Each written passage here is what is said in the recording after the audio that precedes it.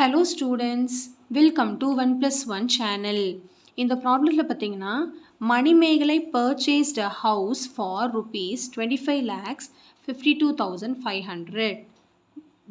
Purchased அப்படின்னா என்ன அர்த்தம்? வாங்கியிருக்காங்க. அப்போ இது வந்து cost price of the house. And spent rupees 2,28,300 rupees for its repair. Repair பண்ணியிருக்காங்க. ஸ்பென்ட்னோன்னு இது செல்லிங் ப்ரைஸ்னு எடுத்துக்கக்கூடாது. ஓகே, ஸ்பெண்ட் ஹவுஸ் வாங்கி ரிப்பேரிங் ஒர்க்ஸ்க்கு இவ்வளோ வந்து செலவு பண்ணியிருக்கான். ஓகே, அப்போ இது என்னென்னு அர்த்தம்? ரிப்பேர் செலவு பண்ணது ஓவர் ஹெட் எக்ஸ்பென்சஸ்ன்னு அர்த்தம். ஓவர் ஹெட் எக்ஸ்பென்சஸ்னால் அது வந்து காஸ்ட் ப்ரைஸோடு ஆட் பண்ணணும்.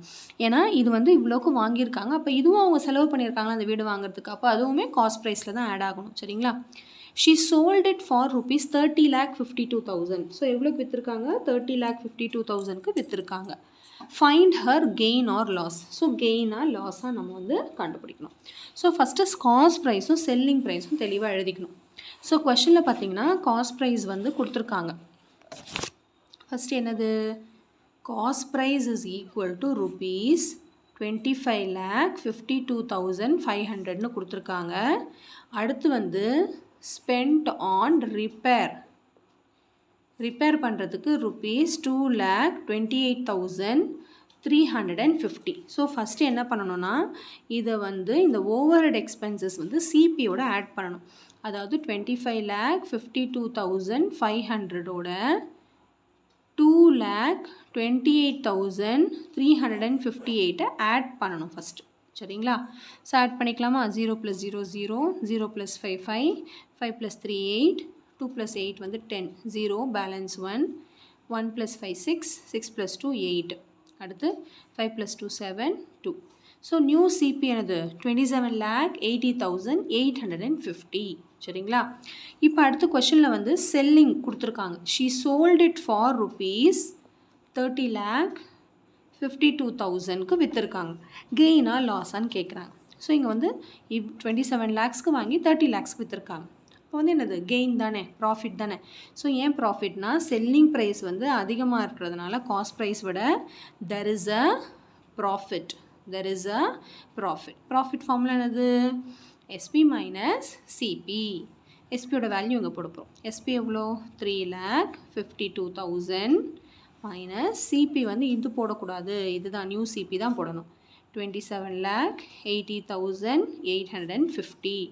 இப்போ ரெண்டுத்தையும் நம்ம என்ன பண்ணுற போகிறோம்? சப்ராக்ட் பண்ண போகிறோம். 30,52,000லேருந்து 27,80,850 என்ன பண்ண போகிறோம்? நம்ம சப்ராக்ட் பண்ண போகிறோம்.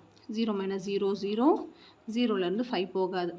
அப்போ இது என்ன பண்ணுதுன்னா இதுக்கிட்டேருந்து 1 கேட்குது, இதுக்கிட்டே ஒன்றும் இல்லை. அப்போ இது ஒன்றே அடுத்த நம்பர்கிட்ட கேட்குது.